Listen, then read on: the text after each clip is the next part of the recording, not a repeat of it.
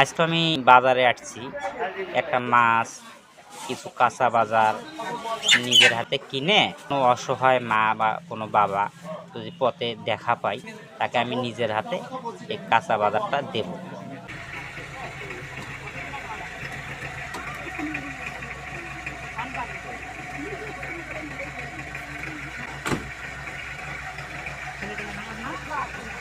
বাজার যে করবে যাবেন কি, কত টাকা নিচ্ছেন?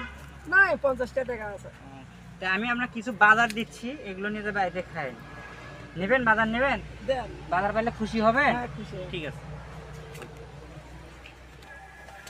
এই যে এগুলো বাজার, কাঁচা বাজার, আর এই যে একটা মাছ, এটা ভালো করে রান্না করে